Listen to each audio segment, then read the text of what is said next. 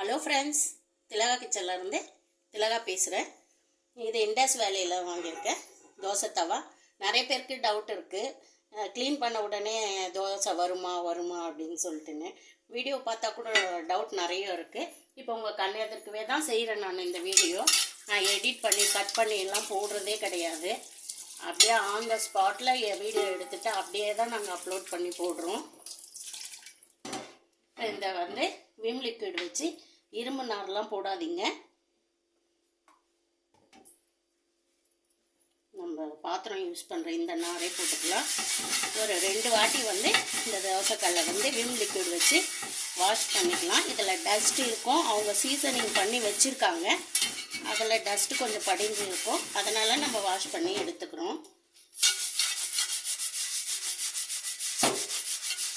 இந்த தவாவில் மட்டும் எப்போவுமே அவ்வளோ டஸ்ட் இருக்கிறது இல்லை. கடாயில் கூட கொஞ்சம் இருக்கும், ஆப்பச்சட்டி கடாய் இதிலெல்லாம் டஸ்ட் இருக்கும். தோசை தவாவில் அவ்வளோ இருக்கிறது இல்லை. நல்லா சீசனிங் பண்ணி கொடுக்குறாங்க. நாங்கள் அழுக்கே இல்லை பாருங்கள்.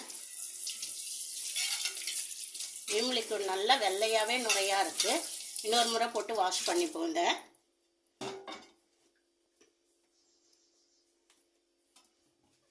எப்போ பண்ணாலுமே நம்ம காஸ்ட் அயன்லாம் லிக்விட் வச்சு தான் வாஷ் பண்ணணும்.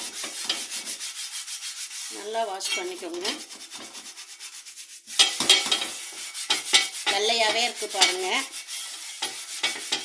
மேஜிக்லாம் பண்ணலை, அப்படியே தான் வீடியோவில் காமிக்கிறேன் உங்களுக்கு.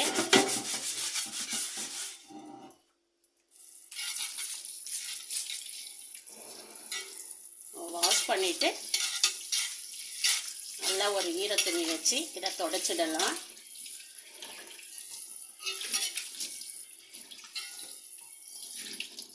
ஈர துணி வச்சு துடைச்சிக்கலாம்.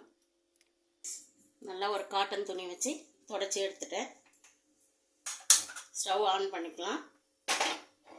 தவாவை வச்சுருக்கேன், நல்லா சூடாகட்டும். கொஞ்சம் எண்ணெய் ஊற்றிக்கோங்க. தவா நல்லா காயட்டும். நல்லா காஞ்சிடுச்சு. கொஞ்சம் கடுகு உளுத்தம்பருப்பு போட்டுக்கலாம்.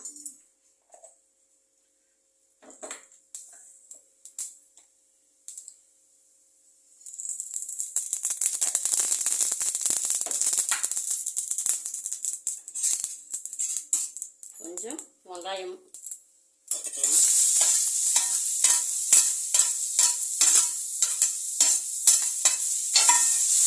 இந்த எண்ணெயை இதில் எல்லா இடத்துலையும் படுற மாதிரி பண்ணுறதுக்காக தான் இந்த வெங்காய வதக்கலே.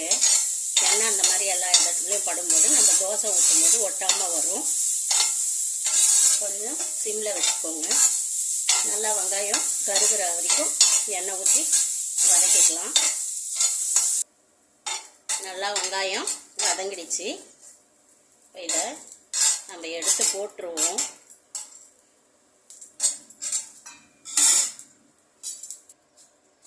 எண்ணெய் கொஞ்சம் அடிச்சுக்கலாம். இது ரொம்ப பழைய மாவு தாங்க, அதனால் சரி தூக்கி தூரம் தானே போட போகிறோம். இந்த புளிச்ச மாவுலேயே ஊற்றிடுறேன்.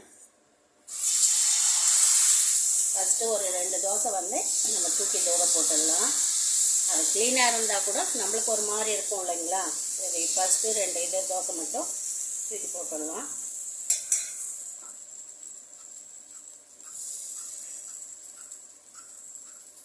கொஞ்சம் எண்ணெய் கொஞ்சம் நிறையவே ஊற்றுறேன், அப்போ தான் நல்லா பிடிக்கும்.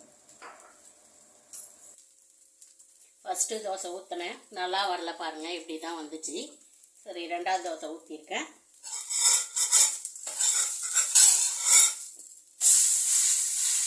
இது புளிச்ச மாவு, நல்லா தெரியும். புளிச்ச மாவு இருந்தால் தோசை எல்லாருக்கும் எப்படி வரும்னு.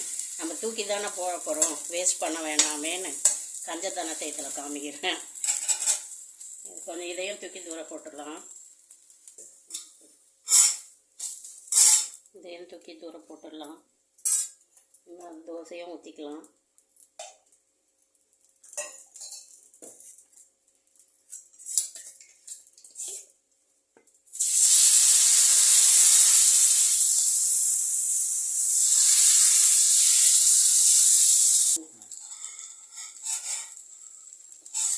இது அடி பிடிக்குது.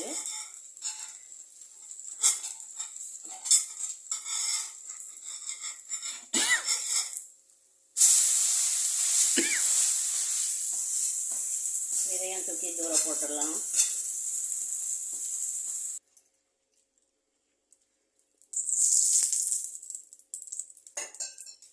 வெங்காயத்தில் நல்லா தேய்ச்சிக்கலாம்.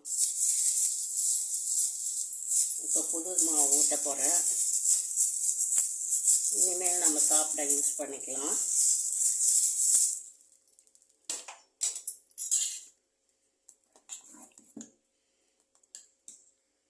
இது வந்து நேற்று அரைச்ச மாவு.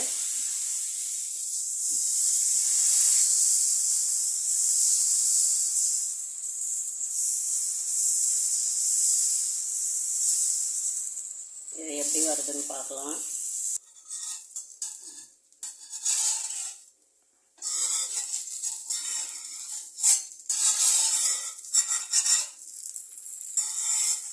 புது மாவு நல்லா வர ஆரம்பிச்சிச்சு பாருங்கள்.